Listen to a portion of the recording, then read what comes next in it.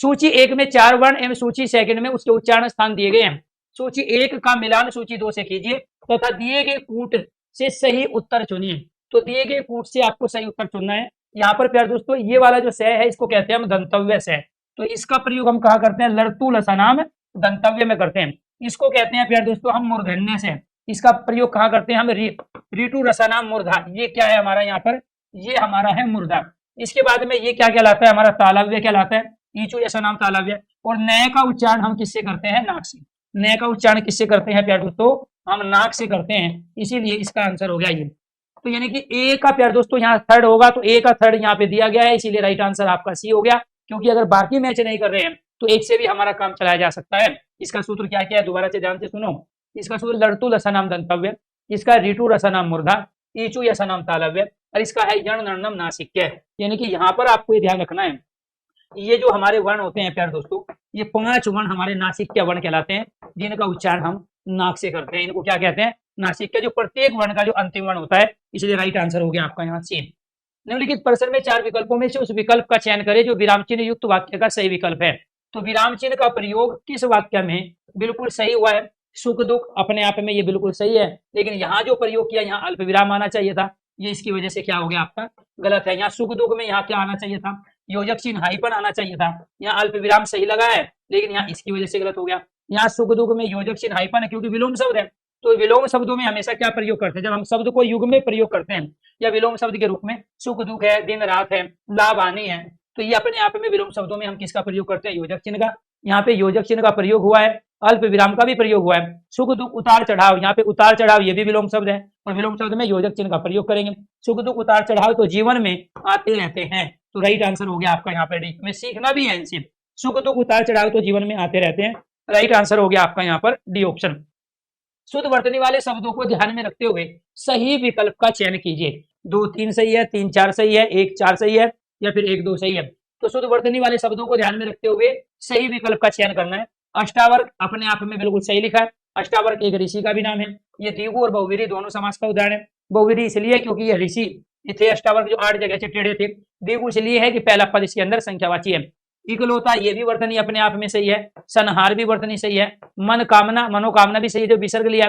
विसर्ग नहीं देगा तो यहाँ पे शब्द क्या हो जाएगा, मनोकामना, क्योंकि उसने विसर्ग दिया है, इसीलिए अऊ के स्थान पर हम विसर्ग का प्रयोग करते हैं, ये भी सही हो गया।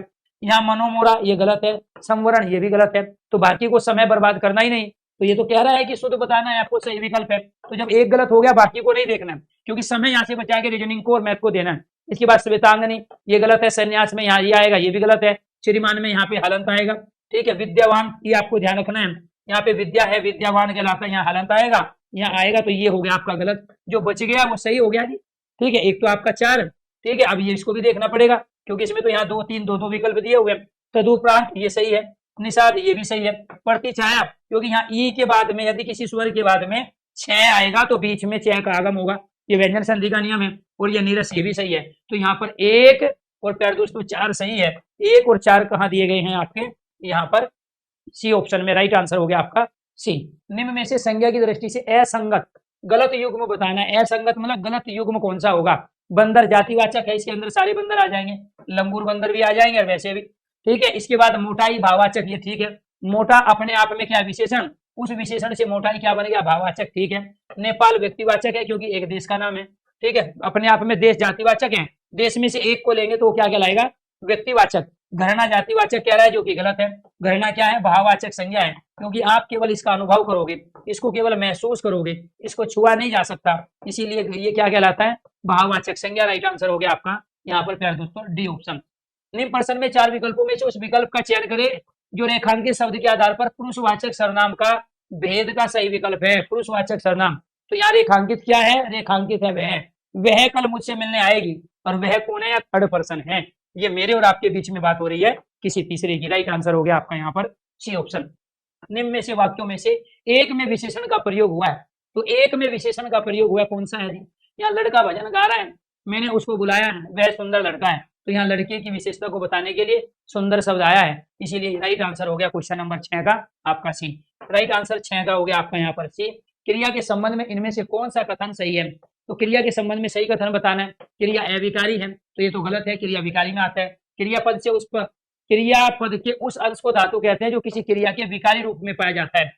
ठीक है, तो ये भी अपने आप में क्या है, ये धातु ही तो ठीक है, क्रियापद के अंश को हम धातु जरूर कहेंगे, जो भी सबसे छोटा अंश होगा, लेकिन जो किसी क्रिया के विकारी रूप में पाया जाए ये पॉसिबल नहीं है सब में। क्रिया के उस अंश को धातु कहते हैं जो किसी क्रिया के प्राय सभी रूपों में पाया जाता है, यानी कि क्रिया का जो सबसे छोटा रूप होता है उसको हम मूल क्रिया या धातु कहते हैं। राइट आंसर हो गया आपका यहाँ पर सी ऑप्शन।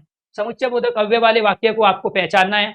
मेरे पीछे, तो ये पीछे तो अपने आप में स्थान है, समुच्चय नहीं है, और ये क्या है, यहाँ क्रिया की विशेषता को बता रहा है मेरे पीछे, लेकिन यहाँ पे मेरे सर्वनाम है तो ये संबंध बोधक हो गया। ठीक है, तो क्योंकि जब अगर पीछे बैठो आता तो क्रिया विशेषण होता, मेरे पीछे बैठो है तो ये क्या हो गया, संबंध बोधक, क्योंकि जब भी क्रिया विशेषणों का प्रयोग हम संज्ञा सर्वनाम के साथ करते हैं तो संबंध बोधक बन जाते हैं। मैं उस पर विश्वास करता हूँ क्योंकि वह ईमानदार है। तो यहाँ पे समुच्चय बोधक अव्यय क्योंकि है, क्योंकि वो दो अलग अलग वाक्यों को आपस में जोड़ने का काम कर रहा है, इसलिए राइट आंसर भी है। ठीक है, अपने लक्ष्य की ओर बढ़ो है तो यह शरारत तुमसिल ने की है, तो राइट आंसर हो गया आपका 8वें का बी ऑप्शन।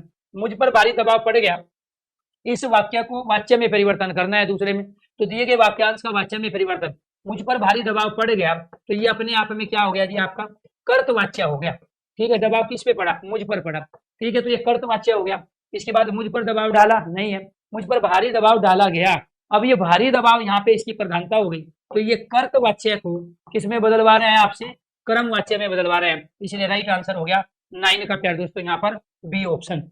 निम्नलिखित में से कौन सा विकल्प करण कारक का उदाहरण है, तो कौन सा विकल्प यहाँ करण कारक का उदाहरण है जी, या पत्थर फेंकता है, हम आंखों से देखते हैं, तो यहाँ पे आंख अपने आप में क्या है, साधन है। ठीक है, आंख क्या है, साधन है, माध्यम है, तो प्यारे दोस्तों करण किसे कह रहे हैं, करण हम हेतु को कह रहे हैं। जो भी क्रिया की सिद्धि में जो साधन हम इस्तेमाल करते हैं वे साधन है, जिस माध्यम से हम कार्य कर पाते हैं वे माध्यम, वे कारण क्या कहलाते हैं, हमारे कारण कहलाते हैं। तो कोई भी कारण, माध्यम, साधन और हेतु क्या कहलाता है, कारण। तो यहाँ पे आंख देखने का माध्यम है, इसलिए राइट आंसर हो गया आपका यहाँ पर प्यारे दोस्तों यहाँ बी। मैं लेके आया हूँ एक हिंदी स्पेशल का बेहतरीन बैच, जिसके अंदर हम तभी तमाम स्टेट और सेंट्रल गवर्नमेंट के जितने भी एग्जाम हैं उसके सिलेबस को यहाँ हम कंप्लीट कराएंगे।